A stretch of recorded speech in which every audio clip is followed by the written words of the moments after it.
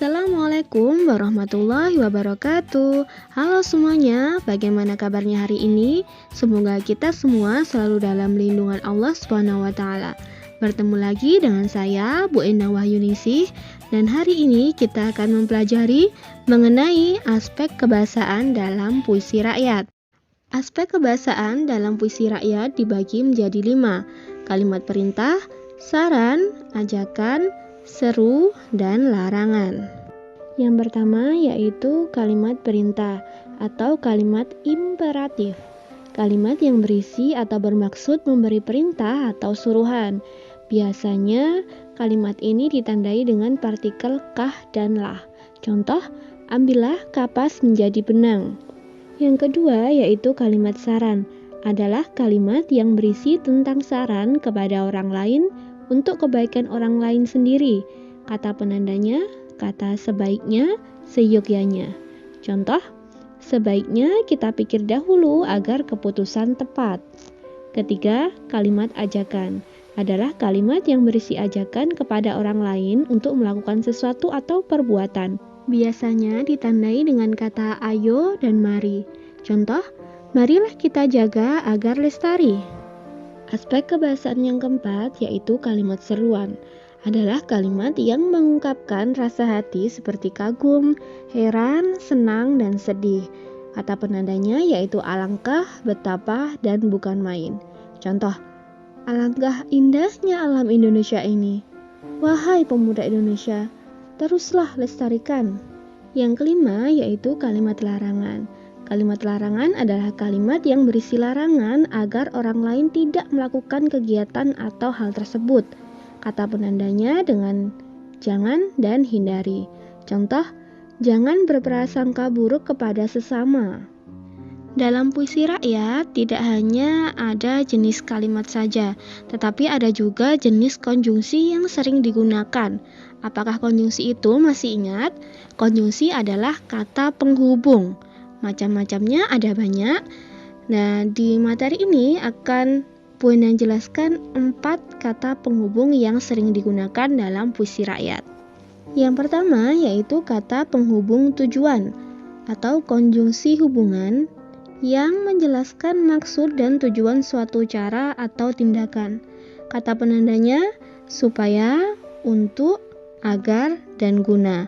Kedua yaitu kata penghubung sebab atau disebut juga dengan kausal, menjelaskan bahwa suatu peristiwa atau tindakan terjadi atas sebab tertentu.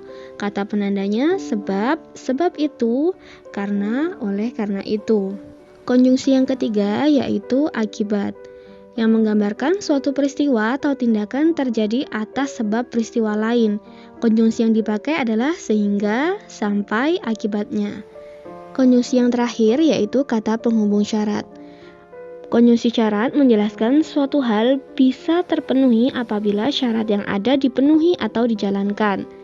Contoh kata yang digunakan adalah jika, jikalau, apabila, asalkan, kalau, dan bila mana. Nah, konjungsi-konjungsi ini semua sering digunakan dalam puisi rakyat. Karena sudah kita tahu bahwa puisi rakyat ini mengandung ajaran budi pekerti. Jadi pasti ada sebab, ada akibat, ada tujuannya. Sekarang mari kita belajar cara menganalisis jenis kalimat dan konjungsi dalam puisi rakyat di dalam soal. Puisinya, segeralah engkau bertaubat agar selamat dunia akhirat. Kira-kira puisi ini masuk dalam jenis puisi rakyat apa ya? Coba dipikir. Sudah tahu jawabannya? Kalau sudah, kita coba analisis jenis kalimat dan konjungsinya. Ada kata segeralah, partikel lah, berarti masuk ke dalam jenis kalimat perintah. Kemudian pada baris kedua ada kata agar. Agar adalah konjungsi, yaitu untuk menghubungkan dua kalimat. Lalu agar ini kata penandanya masuk konjungsi apa? Yaitu konjungsi tujuan. Setelah kita mempelajari materi hari ini, kita lanjut ke tugas keterampilan, yaitu membuat puisi rakyat dengan memperhatikan struktur dan aspek kebahasaan. 1 bait pantun, 1 bait syair, dan 3 bait gurindam. Masing-masing kelas Bu Endang bagi temanya. Yang 7G tentang lingkungan, 7H keagamaan atau religi, yang 7I tentang pendidikan. Ini harus dibuat sendiri dan dilarang mengambil dari buku atau internet.